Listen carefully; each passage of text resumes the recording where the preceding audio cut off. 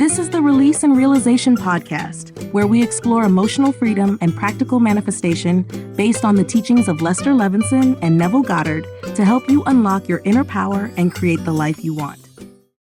Welcome in today's episode. David and Anna explore the common misunderstandings of Neville Goddard's teachings and practical ways to move beyond them. Welcome back to the deep dive. We're doing something a little different today. Usually we're looking at tech trends or, history or business strategy. But today we are opening up a file that sits right at this really strange, really fascinating intersection of mysticism, psychology, and perhaps surprisingly hardcore biology. It's a big one.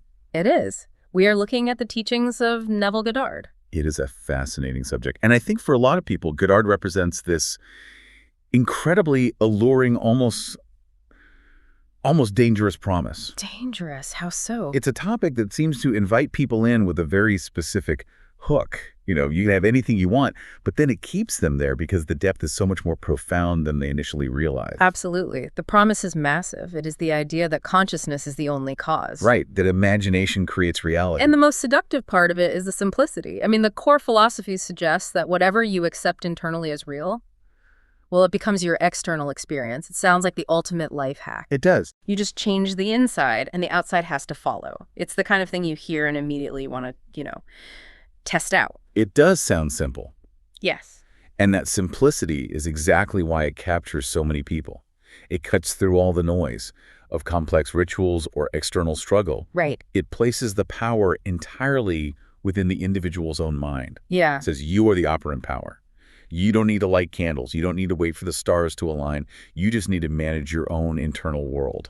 But, and this is a huge but that we have to address right at the top, there is a flip side to this simplicity, a big one.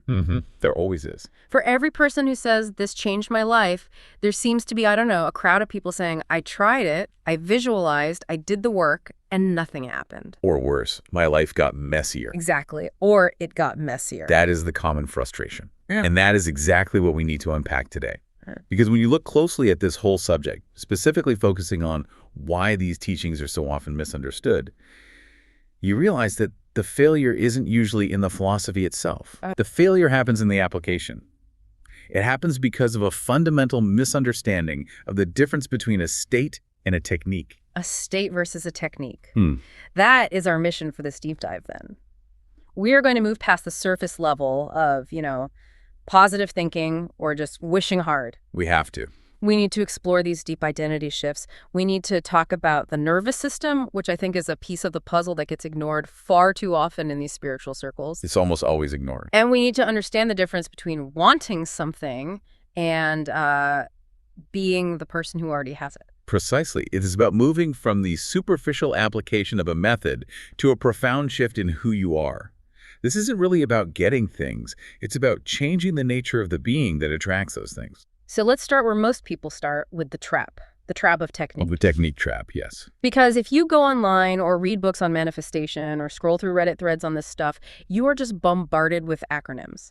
SS, visualization, affirmations, revision. It's a whole glossary of terms. It feels like a gym routine for your brain. It feels like there is a specific recipe, and if you miss one ingredient, the whole cake collapses. It does, and that is where the fetishizing of methods begins.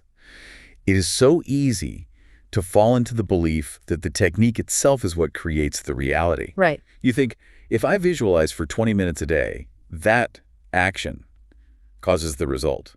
Like it's a mechanical input-output system. A transaction. It turns the whole process into a superstitious ritual. It really does. Like putting a coin in a vending machine. I do the visualization, out pops the sports car. I do the affirmations, out pops the relationship. Right. But Neville never taught that techniques create. That's such a critical distinction that often gets lost. The technique is merely a tool. Just a tool. Its only purpose is to shift consciousness. The technique has no power on its own. It's like a hammer. A hammer doesn't build a house.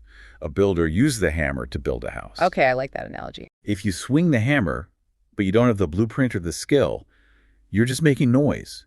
You can hammer away at a pile of wood all day, but without the architect's vision, which is the state of consciousness, you aren't building a shelter. You're just making a mess. So if the technique isn't the magic spell, what is actually doing the work? Because I think people get really, really hung up on doing the technique perfectly. Oh, absolutely. They worry if they fell asleep too fast during sets or if their visualization wasn't, 4K high definition. They obsess over the clarity of the image rather than the purpose of the image. And that's the trap right there. It is the state of consciousness that the technique helps you access. That's it. That's the entire job of the technique. So it's a vehicle. It's just a vehicle. Yeah. The danger is that many people practice the techniques while remaining firmly planted in a state of lack. They are just checking off a box. Okay, I did my 20 minutes of imagining. Done my homework for the day. Exactly. Yeah. But the whole time, their underlying frequency, their underlying feeling is, I don't have this yet. They are performing the ritual to get the thing, which by definition implies they don't have the thing. Can we break that down? What does that look like in practice? Because I think a lot of people might be doing this without even realizing it. They might genuinely think they are doing the work, but they are actually just spinning their wheels. Okay, so let's imagine someone who wants financial freedom, a very common desire. Sure. They sit down to visualize, they close their eyes, and picture a bank account with a high balance. They see the numbers. They might even try to smell the money or feel the texture of new bills. On the surface, it looks right. Sounds like they're following the instructions. They are. But while they're doing that, their stomach is in knots. They're thinking, I really hope this works because rent is due in 3 days.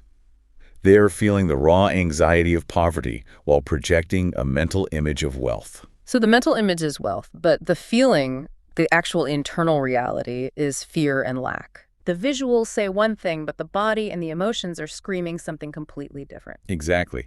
And in that scenario, they are not occupying the state of fulfillment. They are, in fact, reinforcing the absence of fulfillment.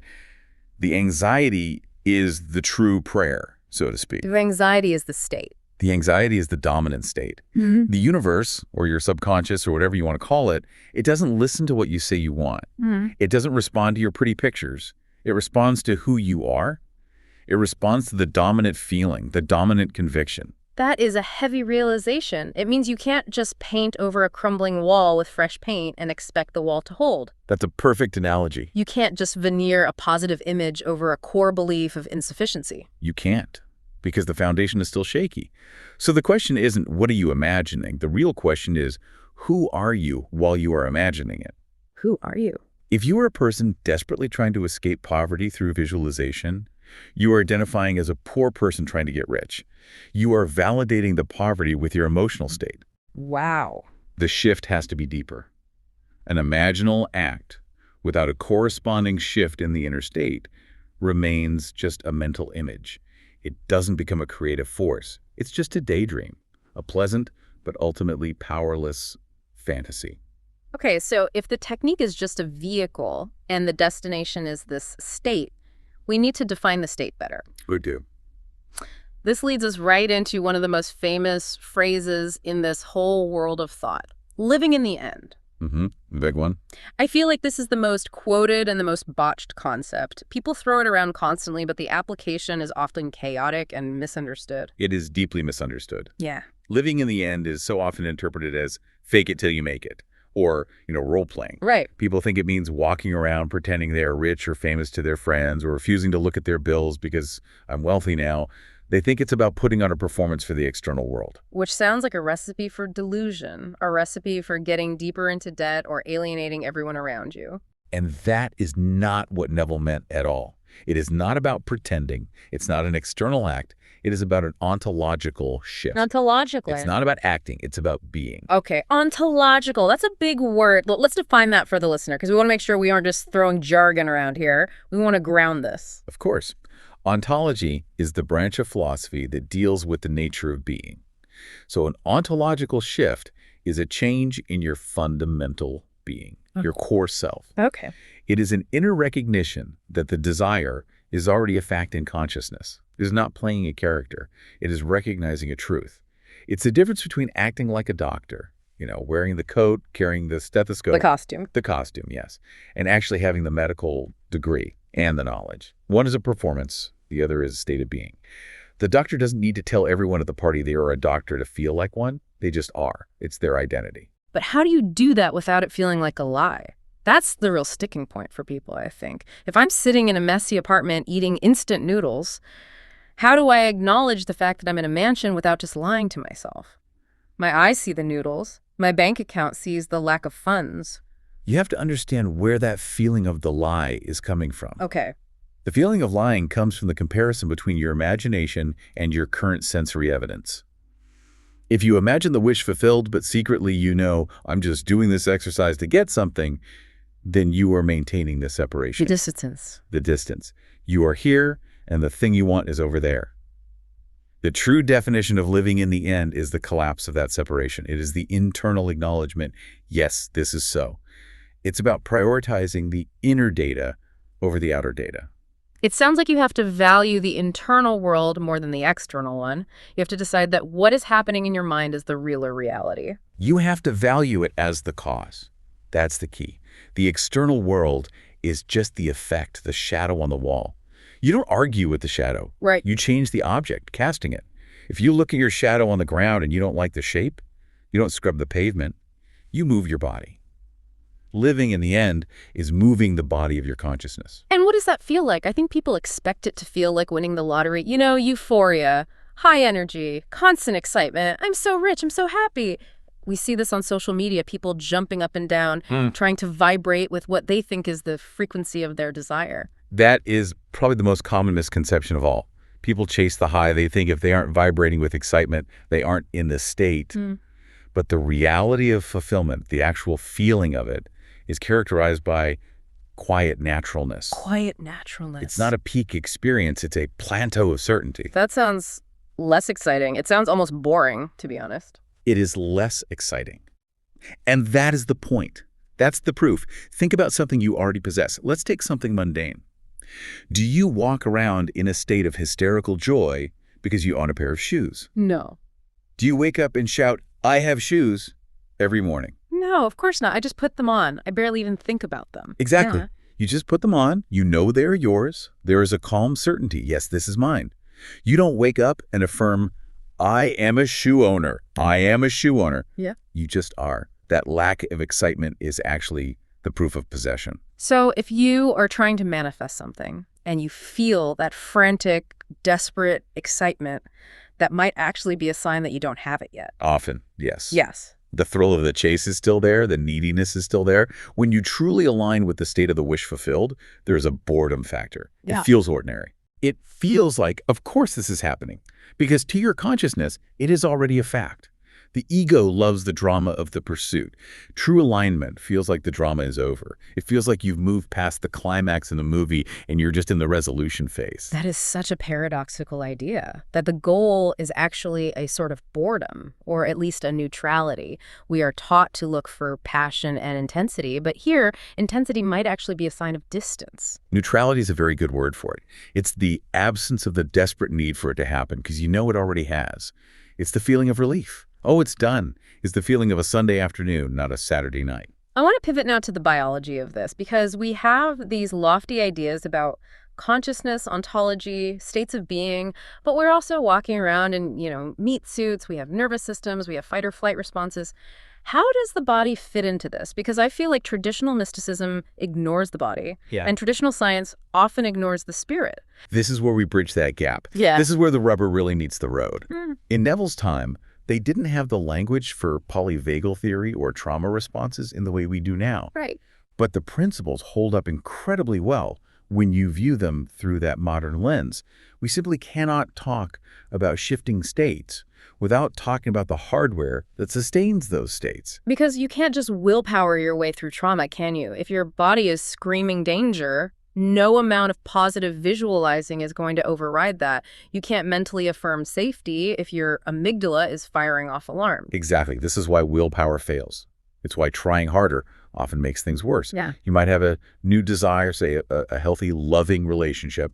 That's the conscious goal. Okay. But if your nervous system is wired for protection because of past trauma, and it associates intimacy with danger or abandonment, then visualizing a relationship is going to trigger a threat response. The subconscious programming kicks in. Your conscious mind says, I want love, but your autonomic nervous system says, love hurts, abort mission, abort. So you're sitting there trying to visualize love, trying to do your assets, and your body is just screaming, run! Or fight, or freeze.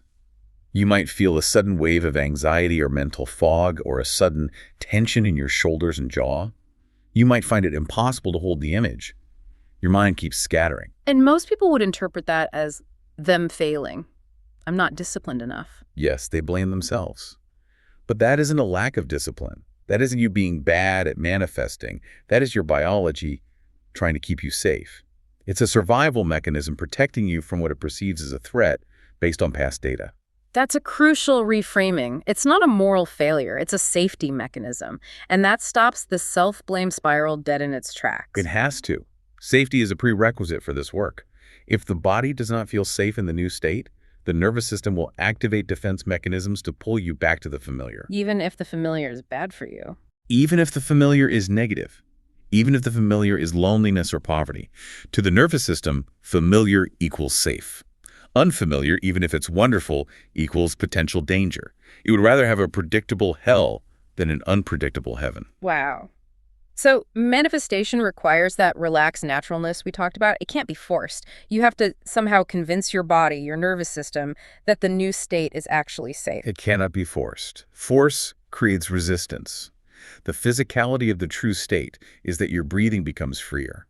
Your muscle tone drops its defensiveness. The state is neurobiological, not just mental.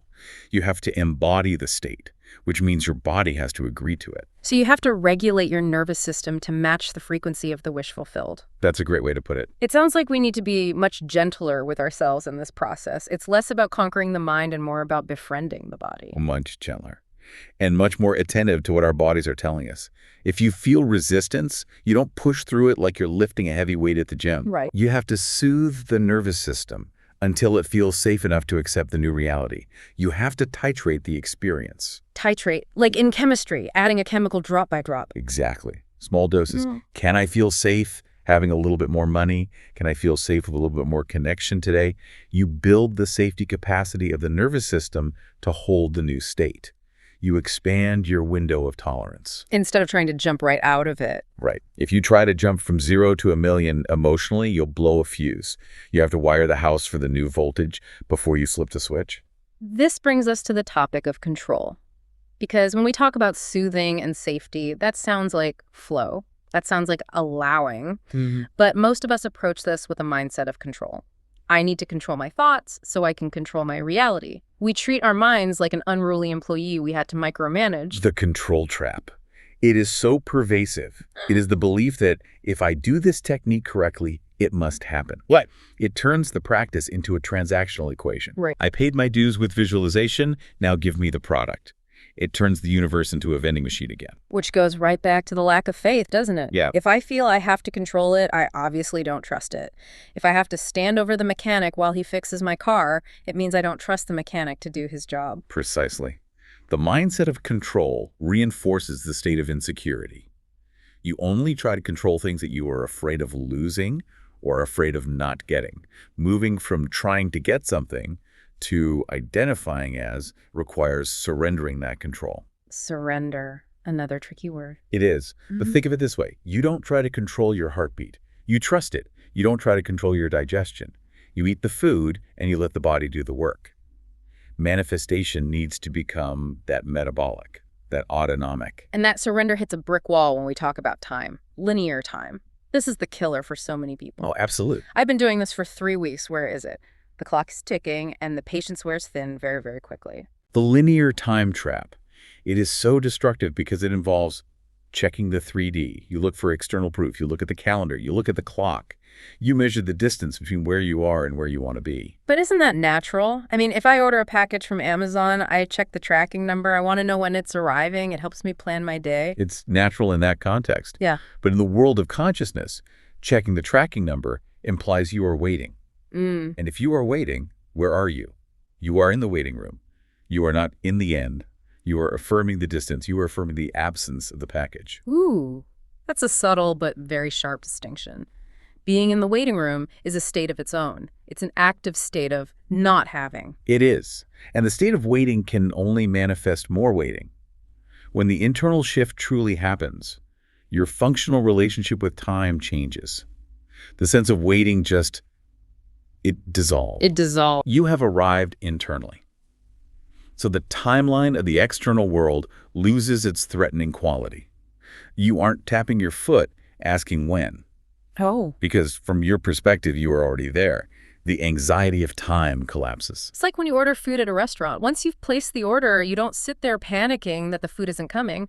Why? You just talk to your friends. You look at your phone. You know it's coming. You trust the kitchen is working on it. Exactly.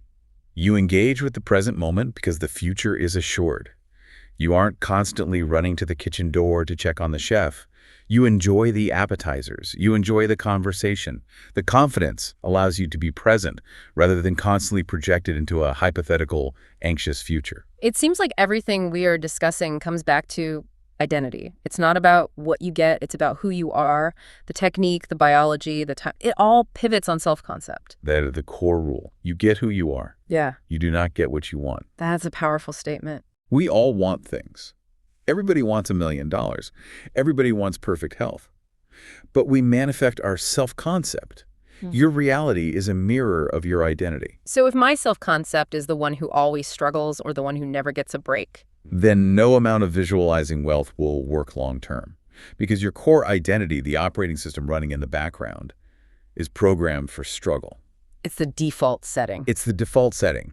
So you will subconsciously sabotage opportunities, or you'll ignore them, or you'll interpret neutral events as negative just to maintain the consistency of your identity.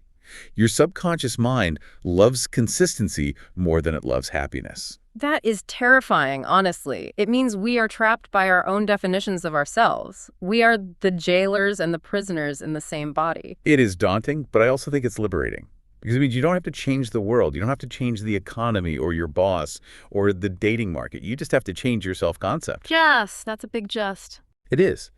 Because, and this is the hard part, you have to be willing to let go of the old identity. Mm-hmm. And some people are very, very attached to their victimhood or their struggle. It's who they know themselves to be. It's their story. It's how they bond with others. Right. It's the devil you know. It's comfortable in a twisted way.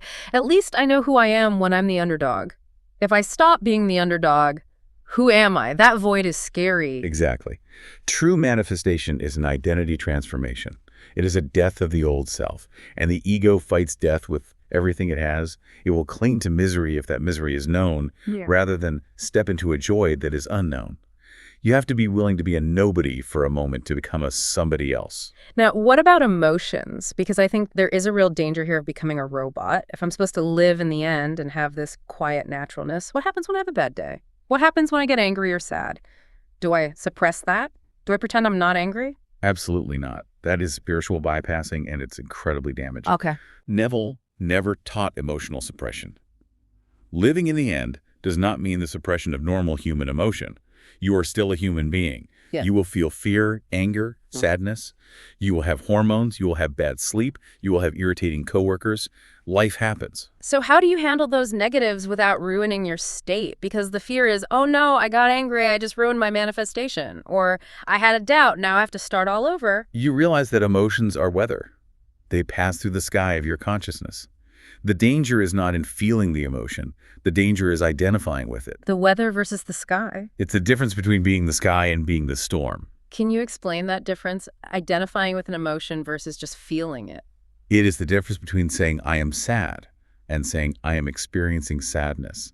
It sounds like semantics, but it's a huge, huge distinction. If you identify with the sadness, you become the sad person. Your identity wraps itself around the emotion. You build a house in the sadness and you live there. If you simply experience it, you allow it to flow through you, you acknowledge it, and you let it go. You don't paint over trauma with positive affirmations. That just buries the trauma deeper. So you have to integrate the emotions. You have to. You allow them, but you do not let them define your core identity. That feels much healthier. It's about balance. It's about being the observer of your own experience, not the victim of it. It is. Unintegrated emotions run in the background anyway.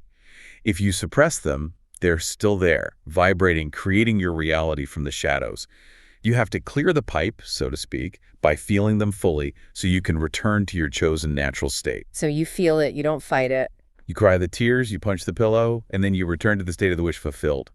You don't pretend it didn't happen. You honor the human experience, and then you remember who you truly are. So let's look at the anatomy of what you might call the functional state, a state where this actually works. We've talked a lot about what goes wrong, what does it look like when it goes right, what is the mindset of the master, so to speak. It starts with shifting the entire stance from I create to I am. I am. I am.